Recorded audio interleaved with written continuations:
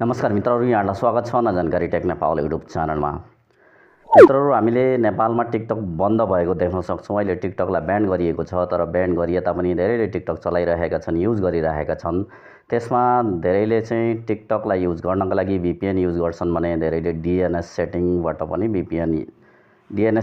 पनि टिकटक चलाइरहेका हुन्छन्। तीमध्ये अब हामीले DNS र VPNलाई छान्यौँ भने कुन चाहिँ सिक्योर हुन्छ भनेर म तपाईँलाई यो भिडियोमा लास्टमा बताउने छु। र हामीले VPNलाई युज गरेर पनि टिकटक चलाउन सकिन्छ र DNS सेटिङबाट पनि चलाउन सकिन्छ।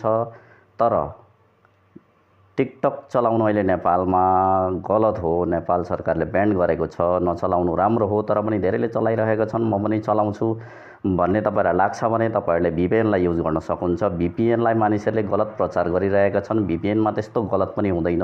कुनै कुनै VPNबाट चाहिँ ह्याक हुनसक्छ। त्यो VPN हामीले बुझेर चलायौँ भने VPN चाहिँ हाम्रो सिक्योरको लागि पनि बनाएको हुन्छ। VPNबाट हामीले केही डाटाहरू सेभ गर्नका लागि पनि बनाएको हुन्छ, गलत प्रयोजनको लागि मात्र बनाएको हुँदैन। यो VPN चाहिँ राम्रो प्रयोजनको लागि पनि बनाएको हुन्छ। मानिसहरूले सबैले धेरै गलत प्रचार गरिरहेका छन् र VPNबाट त्यस्तो चलाउने बित्तिकै ह्याक भइहाल्ने भन्ने कुरा हुँदैन। तर म आज तपाईँलाई VPNबाट चलाउन डर लाग्छ भने तपाईँहरूले DNS सेटिङलाई युज गरेर तपाईँले टिकटक चलाउन सक्नुहुन्छ नेपालमा।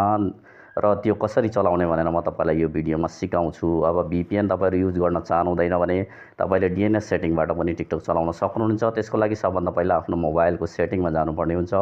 सेटिङमा जानुहोला। सेटिङमा गइसकेपछि अब तपाईँहरूले सेटिङको सर्च बारमा तपाईँले टाइप गर्नुपर्ने हुन्छ DNS भनेर र DNS सेटिङ गर्नुपर्ने हुन्छ। सजिलो छ।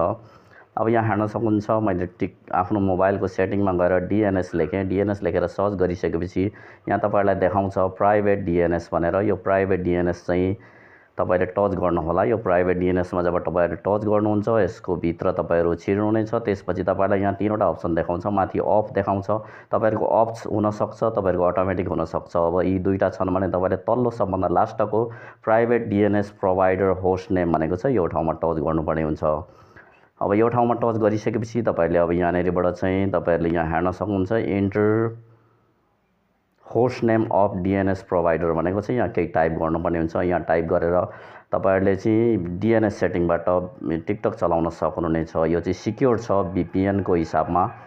VPN पनि त्यस्तो अनसिक्योर चाहिँ होइन, तर मानिसहरूले धेरै गलत प्रचार गर्छन्। अब यहाँ के लेख्नुपर्छ भनेर म तपाईँलाई बताउँछु।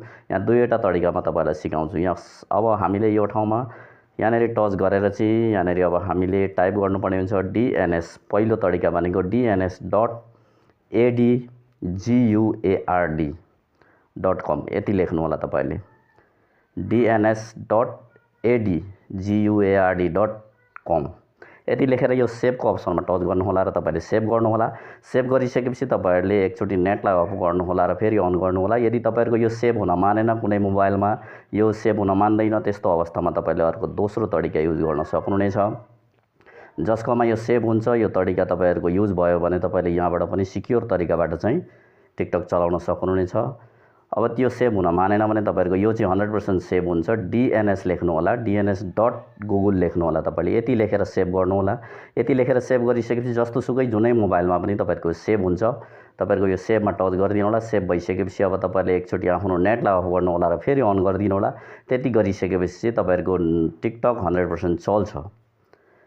अब यहाँ हेर्न सक्नुहुन्छ, मैले सेभ गरेँ र यो टिकटक चल्छ पनि सबैको मोबाइलमा। र तपाईँले DNS अथवा VPN दुइटैबाट चलाउन सक्नुहुनेछ, किनकि नेपाल सरकारले बन्द गरेको हो। त्यही भएर हामीले खासमा चलाउनु चाहिँ उपयोग होइन, राम्रो होइन। तर पनि हामीले चलाउन चाह्यौँ भने DNS र VPN दुइटैलाई युज गरेर हामीले चलाउन सक्छौँ। अब त्यति गरेर तपाईँले सेभ गरिसकेपछि यहाँ हेर्न सक्नुहुन्छ। अब म टिकटकमा जाउँ। टिकटकमा गइसकेपछि यहाँ तपाईँलाई म देखाउँछु, लाइभ प्रुफ हेर्न सक्नुहुनेछ। तपाईँले टिकटकलाई खोल्नुहोला।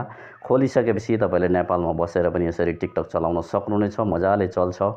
यो तरिकाहरू चाहिँ तपाईँले युज गर्नुहोला। यो दुईवटा तरिका मैले सिकाएको छु। यो चाहिँ सिक्योर छ, तपाईँहरूको केही पनि हुँदैन। अब यो नेपाल सरकारले ब्यान गरेको कुरा हो, त्यही भएर हामीलाई चलाउनु हुँदैन भन्ने थाहा छ। तर पनि हामीले चलाउन चाह्यौँ भने यो त्यति अनसिक्योर छैन।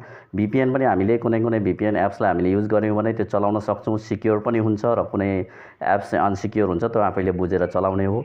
आशा चाहिँ यहाँहरूलाई भिडियो मन पर्नेछ। आउँदा दिनहरूमा यस्तै भिडियोहरूको साथमा आइ नै रहनेछु। अहिलेको लागि यति नै। हवस् त, धन्यवाद। जय नेपाल।